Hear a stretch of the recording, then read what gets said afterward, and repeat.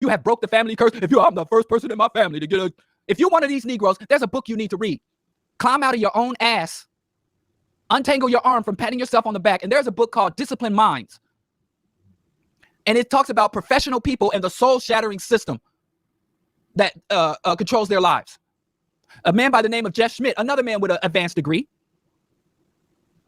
said that professionals are the goddamn problem. Dr. Amos Wilson said, if the world is to come to an end, if the world is to end by the hands of man, it will not be some thug in the street.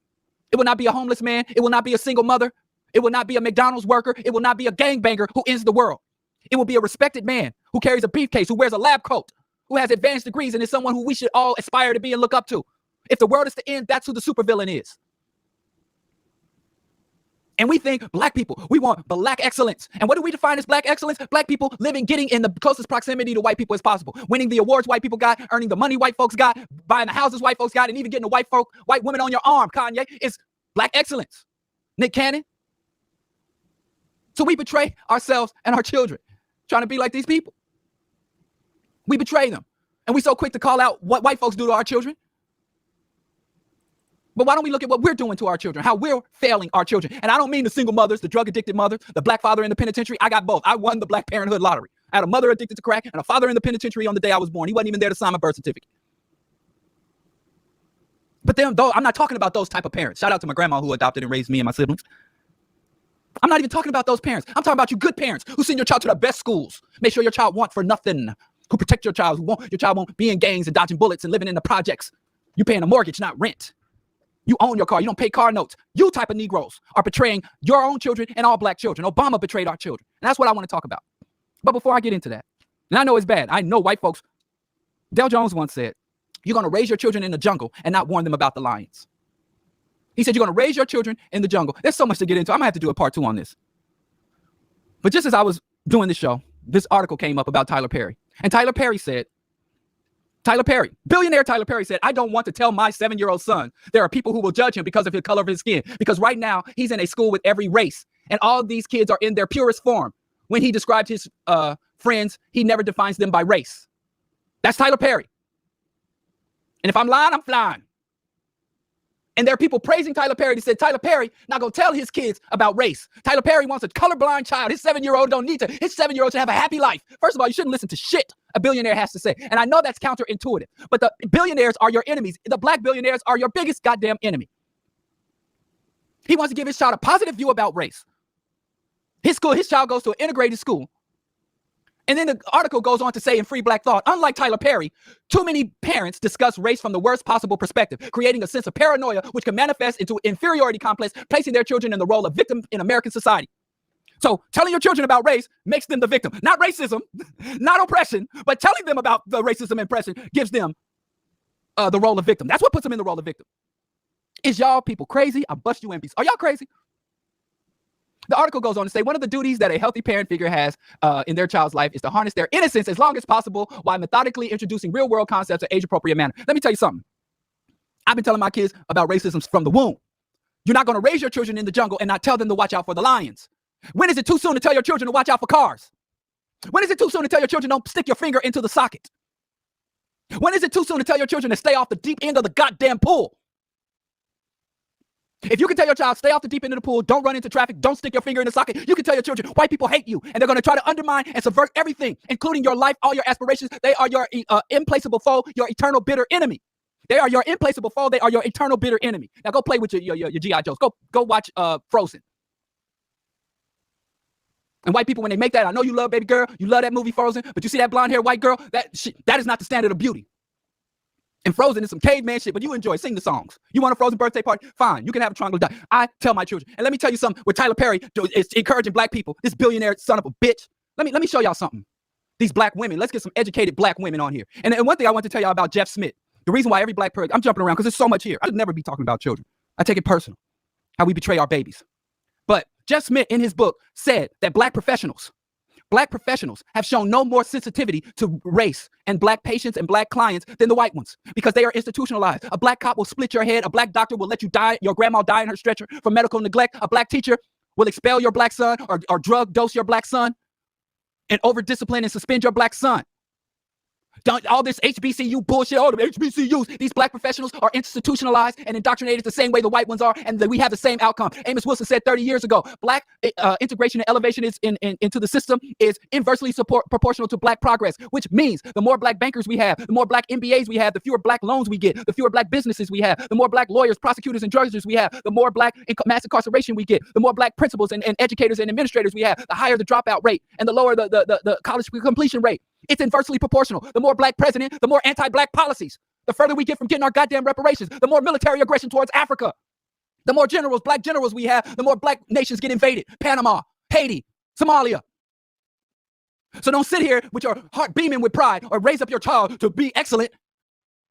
The only thing a black person, I don't give a damn if you're uneducated and illiterate or got a PhD, MD. The only thing that you can do in your life that can be considered excellent is black liberatory work, making a positive contributions to the just aspirations of the race. I don't care if you got a wicked jump shot or you slinging crack rock. If you're not making a positive contribution to our revolutionary aspirations, you are not excellent. Fuck you. But I digress. Let's go to some black women, educated black women who are making. Y'all want to Tyler Perry want to talk about, I don't tell my 7-year-old about race. And you talking about he goes to a school of all colors. He's a billionaire. If his child sees a black person at school, they sweeping the goddamn floor. How do I know? I got relatives that got it like that. I got relatives with children in private schools. And those kids came home from preschool and said, my classmate said I look like feces. My skin is brown like doo-doo. I have an affluent mother and father, highly educated, affluent. They go through 2 to 3 passports a year. They've been all over the world. My little cousin speaks 6 languages: English, French, Spanish, and other. I don't even know what the other languages are. Highly affluent, got homes, like Puff Daddy said. I got so many homes I don't even buy luggage. You got home, and his school, private elite school, he was accused of being a school shooter and was sent to the school psychologist as a potential school shooter because he raised his hand and asked his teacher about gun violence. They were talking about gang violence, and they were in his classroom. He just told me this a couple of weeks ago. They were in his classroom talking about gang violence and drugs and this and that. And he raised his hand and was like, well, y'all talking about, urban inner city problems, code word for black. What about all these white kids shooting up schools? You want to act like we the only people, with the Glocks and the AKs spraying. And they took him to the school psychologist and put him on watch as a school shooter. Of course, his mama went down there and wrecked shop, but goddamn, you Tyler Perry's son, name the goddamn school, Tyler. The more elite the school, the more insidious the racism. My children, their whole goddamn life, and it ain't just because we poor. That might be a factor in it, but that ain't, it's conscious. My children have never been in a predominantly white environment. My son just graduated 8th grade. From childhood, their entire childhood. My son just graduated 8th grade. There was 0. There were no non-black children in his class. And I just went to his 9th grade orientation. All black. And if it started turning white or multicultural, I'd snatch him out of there. And I know a lot of y'all, if it's black, it's going to be low quality. If it's black, my wife just said to me, we were in our bedroom. I think I was folding clothes and she was messing with her hair in the mirror. You know how ladies do.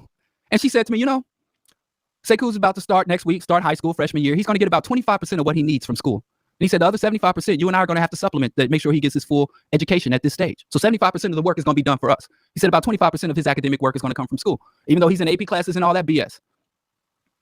But anyway, let me tell you what these 2 black women, Ashanta Anderson, she's an MD, MPH, MSHS, FAAP. I don't even know what them degrees mean. Damn. And this other black woman, Jacqueline Duget, MD, MPH, FFAAP. Y'all can tell me what that means. Let me tell you what the real women who researched this issue said. As early as 6 months, a baby's brain can notice race-based differences. This is scientific research, peer-reviewed research. These 2 black scientists have said and determined. As early as 6 months, a baby's brain can notice race-based differences. By ages 2 to 4, children can internalize racial bias. You got a 7-year-old son that don't know race. Tyler Perry's a goddamn liar. He should let Madea raise that boy because he ain't qualified. Let Madea come up there with her cigarette and her pistol.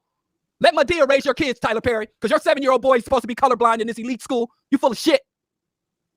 By age 12, many children become set in their beliefs, giving parents a decade to mold the learning process. So it decreases racial bias and motivates cultural appropriation. After 6 months, the brain can notice race-based differences. By 2 to 4, children can internalize racial bias. So what the blood clot you talking about? Your innocent 7-year-old. Let me tell y'all a couple of stories. One day I was in Whole Foods in Kansas City. My oldest son, who's 20 now. I'm going to say, because I know y'all listen, hand to God. This is a true story. Hand to the ancestors. We were in Whole Foods. And if you know the Whole Foods on Main Street, it's a little bit, it used to be a Wild Oats. In fact, it was a Wild Oats at that time. That's how long ago. But Whole Foods bought it and turned it into a Whole Foods. But it was a Wild Oats. If you were old school vegan, old school vegetarian from the 90s, you remember Wild Oats. I loved Wild Oats. I miss Wild Oats so much. But anyway, middle finger to monopoly capitalism. But anyway, we were in a Whole Foods, aka Wild Oats, before Whole Foods bought them out. And it was a cramped little store, and they had the old school cash register, and they didn't even have like the electronic belt where you put things on the belt and it slides down. You had to slide things down yourself. And so there was a lady in front of us. And so we came and put all our vegan items on the counter. And this is like, what, 18 years ago. And so the lady was ringing it up. And then there was halfway between my stuff and the other stuff was a box. And so the lady at the cash register looked and said, "Oh, are those your crackers?"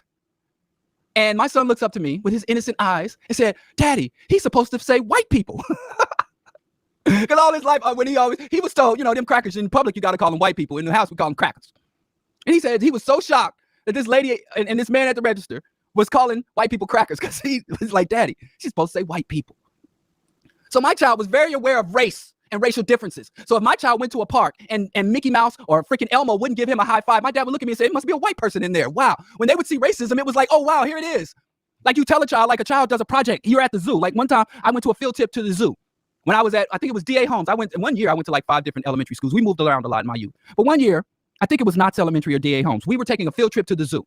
But before we took a field trip to the zoo, we studied the animals of the zoo. And they had everybody to pick an animal.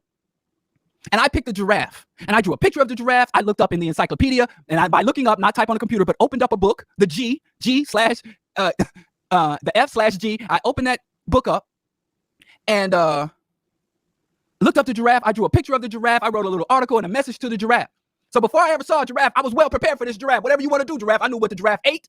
I knew its natural habitat. I knew how tall it would grow. I knew its reproductives. I knew every goddamn thing about that giraffe before I even saw the giraffe. And then they put us on the school bus a few days later and we went to the zoo and I'm like, "Get out my way." And when I saw the giraffe, I'm like, "Wow, there's the giraffe." I wasn't afraid of the giraffe. I was just like, wow, the things I know, my mind, my imagination, contacts with reality. It was a very positive experience. That was my children's same relationship to racism. They were told about racism. They saw images. They heard history. And the most important thing you can do for your child is have an intelligent spouse and have an intelligent social group and have intelligent conversations that don't even include the child. Intellect and pro-blackness should be part of their ecosystem. They should breathe it in. You shouldn't live your life like a goddamn Negro or Uncle Tom or a white person and then set aside some special time to be black. Okay, it's February. Okay, it's December 26th. Let's do Kwanzaa. And your child ain't seen you do no black shit between Martin Luther King Day and Kwanzaa. You've been doing all cracker shit, all white stuff, all that time. White people stuff. They hear all your conversation, everything you do, everything you talk about is about elevating in white society. "Oh, we're going to get this job. Oh, we're going to get this car. We're saving to buy this property and investment and cracker, and white, and capitalism. Oh, it's February. Let's put up the pictures of Martin Luther King. Let's tie a Kentatta bandana around our head. Oh, the African Street Festival is this weekend. Let's take the child out for some enrichment. The DuSable Museum has a Black Panther exhibit. Let's take our children out for some enrichment." Where blackness is an aesthetic. It's an event you do from time to time, as opposed to the core central element of your life. And your children will be fine. My son is all into anime, emo. He got like a septum piercing and green dreadlocks. They'll still live a life, but you sit down and tell any of y'all contact my son, Oromo Kenyatta, and ask him anything about politics, ideology. So your child my kid looks just like all these other grimy ass college freshmen. Well, he's about to be a college sophomore. Shout out to Oromo, your straight A's. Shout out. That's the first time he ever got A's. I ain't even gonna tell my son's business, but you couldn't pay him to do his high school work, but he hit college and then it was like, "Oh, this is money." So he's working. So I guess, but your children will still blend. They'll still have friends. They'll still go listen to shitty music in musty little clubs and mosh pits. Believe you me, you can tell your children the truth about race and the reality of oppression and liberation and our struggles, and they will still be full and whole people. In fact, that's the only way they can be full and whole. I tell y'all all the time, and a lot of times in our attempts to save our children's lives, we destroy their minds. Day one, from birth, in the womb, when your woman is laying there, or while your husband is sitting there rubbing your belly, tell them, white people can't be trusted. They are our bitter, implacable foe. They are our eternal bitter enemy. And if you don't like me calling white people the eternal bitter enemy of black people, then goddamn it, stop being the eternal bitter enemy of white people. And like Chancellor Williams said, when I call white people our eternal bitter enemy, this is not the rantings of a wide-eyed militant. This is a conclusion based on more than 20 years of research of 2,000 years of history. White kids are racist by the time they're 6 months old, according to the research. I'm going to share this link. I'm going to put it in the comments, but I'm going to share this link. Now, I don't agree with everything in this. I agree with the science, but I don't agree with the conclusion. I'm going to put this in the comments of the thing, too. Don't listen to Tyler Perry.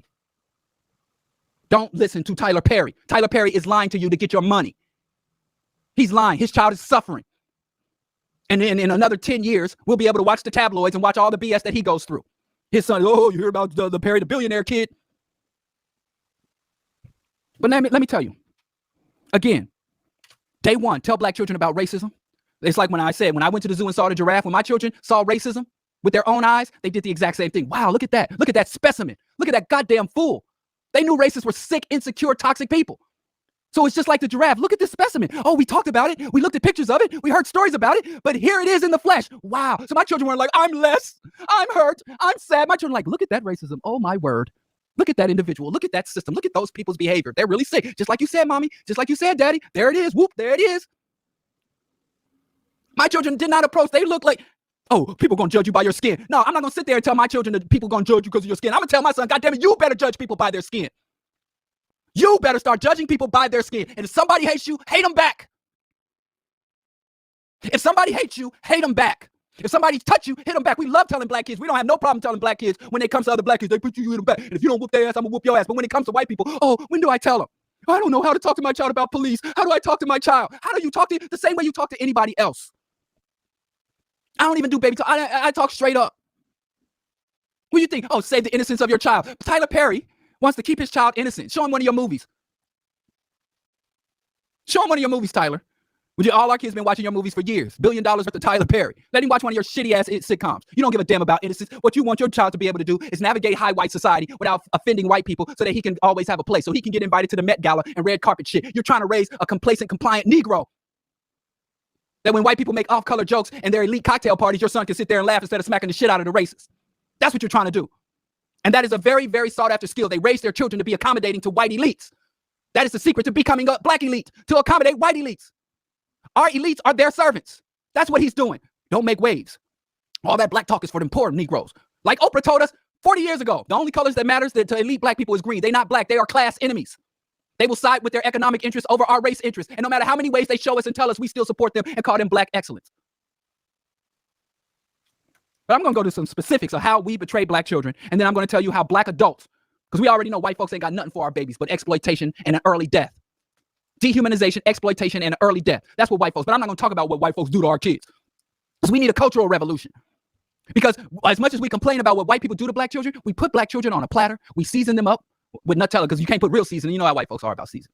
We season them up. We put Nutella and mayonnaise or whatever white folks like to use for seasoning, salt and cracked pepper. And we serve black children to white racists on a platter. And we groom and raise our children to go work for multinational corporations, to go work for the government. When I was working with the Green Teams program, I had to talk over a half a dozen young black men out of joining the U.S. military and beg them not to join the U.S. military. And then they go home and their mama's mad at me. How you gonna tell my child not to be a war criminal? How you gonna tell my child not to be a mercenary for the white imperialism? We betray our children. So even though I'm not letting white folks off the hook, black people are not to blame for this condition, but we are responsible for correcting it. Blame and responsibility are two different things. White folks are to blame. We should be able to raise black kids to frolic it through the tulips and smell the lilies, but that ain't what they were born into. It's like Scheherazade Ali, and I hate to quote her, but when you're right, you're right. She said when a baby is born to the Inuits, she called them Eskimos, but when a baby is born to the northern natives, they take that newborn baby right out the womb and throw him in ice cold water because they said this is the reality of being an Eskimo. So you can live a life as an Eskimo or an Inuit, or you can check out right now. And so they take the baby out of the cold, wrap him up, and you're going to know what this is your life, cold as hell all the time. And the baby's like, okay, let's live life. Let's get to it. Put me to the breast. Let me suckle, grow up, and live this life. She said, politically, ideologically, culturally, and socially, that's what we need to do with black people, black children. But let's start. How we betray black children.